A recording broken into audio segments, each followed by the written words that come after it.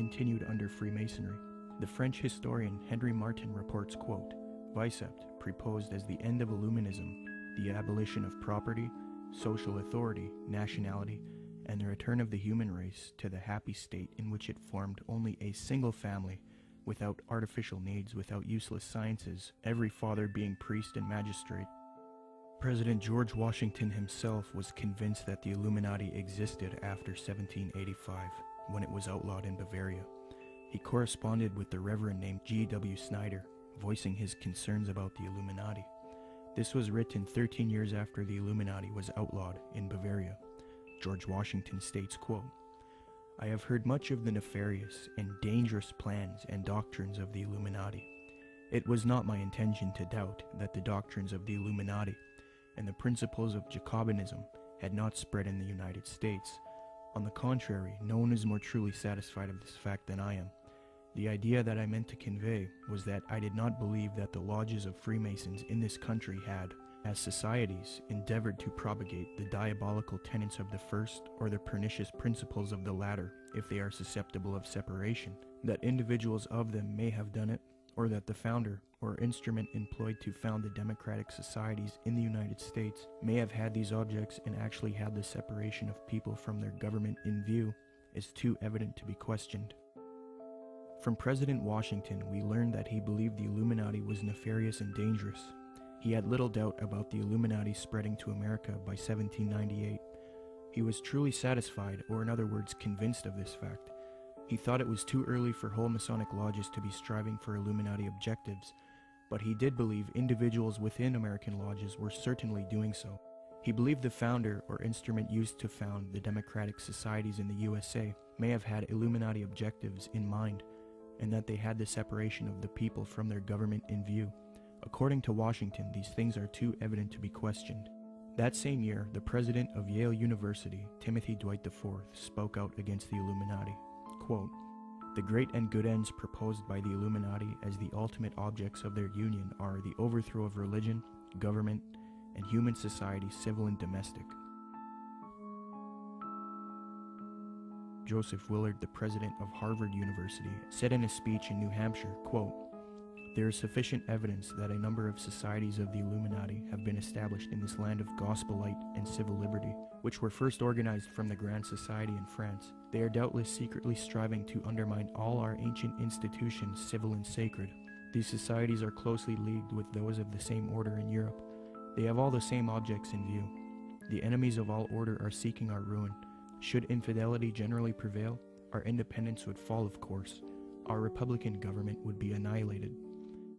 Speaking on this new Freemasonry that was infiltrated by Illuminati elitist doctrines, John Quincy Adams, the 6th President of the United States, remarked, quote, I do conscientiously and sincerely believe that the order of Freemasonry, if not the greatest, is one of the greatest moral and political evils.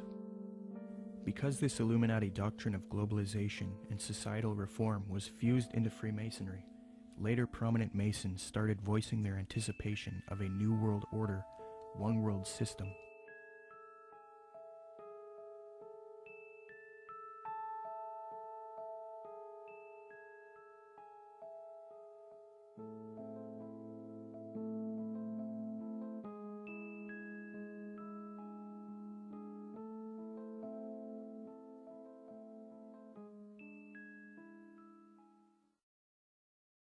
Freemasonry is just one of many ways to get people into the occult. But even more than that, it's able to get them into a really sort of packaged way to produce people that can be used in a more mechanical way in the system. That is, that they can be put into places of power to turn a lot of the gears and things like that. Let me demonstrate that the high levels of Freemasonry and Theosophy are now simultaneously striving for a new world order, one world religion.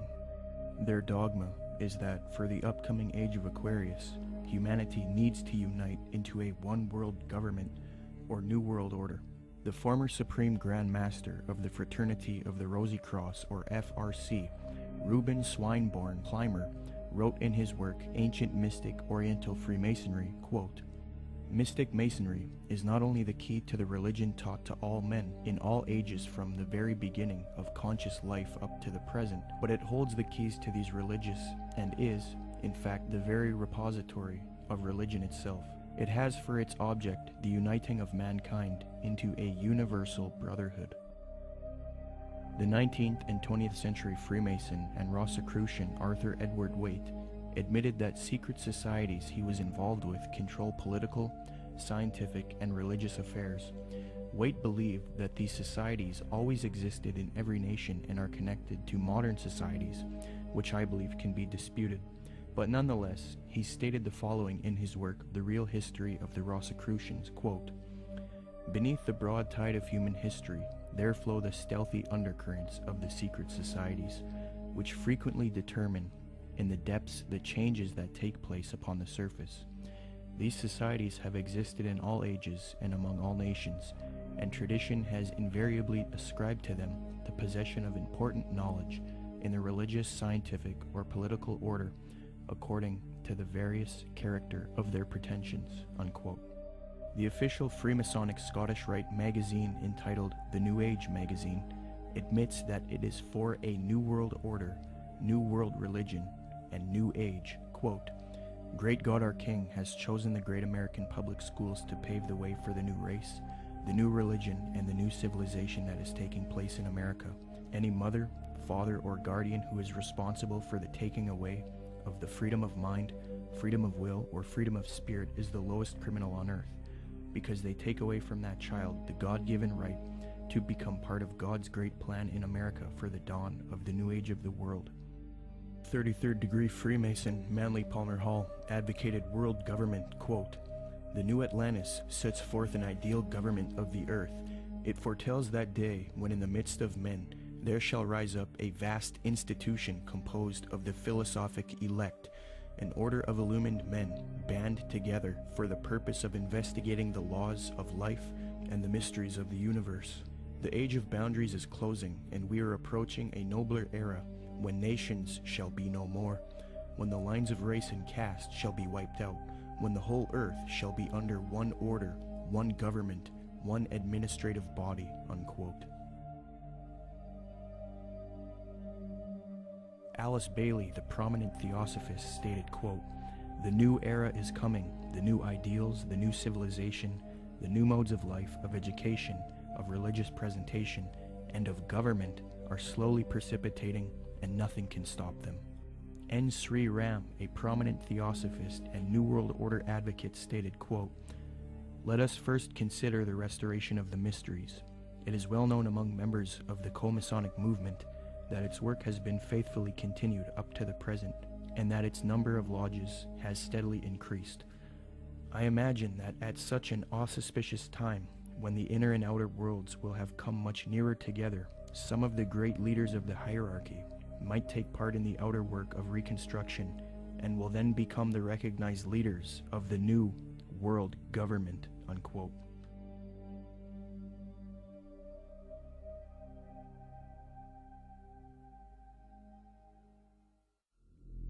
Now, this was written by Manly P. Hall. Manly P. Hall was both a Grand Master within Freemasonry, and he was a Grand Master in the Illuminati. And he says, "All of sincere heart will find consolation in the conviction that powers beyond and above human corruption continue to administer the destiny of the globe. It would be a mistake to confuse the governing bodies with the various sects which pretend to authority but give no indication or proof that they can manage efficiently even their own affairs." Now, Manly P. Hall knows who he's referring to here because he's part of that secret body. But of course, he speaks positively of it. The Zeitgeist films and movement have more ties to Theosophy and Freemasonry. At just 2 minutes into the second Zeitgeist film, Zeitgeist Addendum, a lecture of a man by the name of Jiddu Krishnamurti is played. Jiddu spent much of his childhood in southern India. Jiddu's father was a member of the Theosophical Society in southern India. When Jiddu was a boy, he was discovered by the Theosophist C.W. Ledbetter.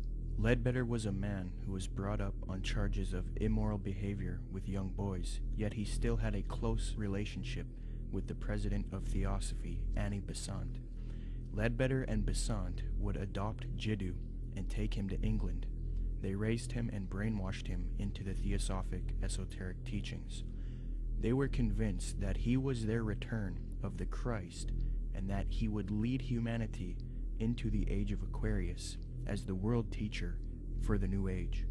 Jiddu thought he was the Christ for many years due to being brainwashed, and he would give lectures speaking with authority on esoteric and occult matters. However, Jiddu became reluctant and after many years decided not to be the Christ of Theosophy. He was a false Christ, and he later departed from Theosophy. He did retain connection with Theosophists and devoted the later part of his life to giving lectures on New Age spirituality. He authored many books on the subject as well. The fact that Zeitgeist would include this man in their film, knowing his deep connection with Theosophy, should demonstrate to everyone the New Age esoteric nature of the Zeitgeist films and movement.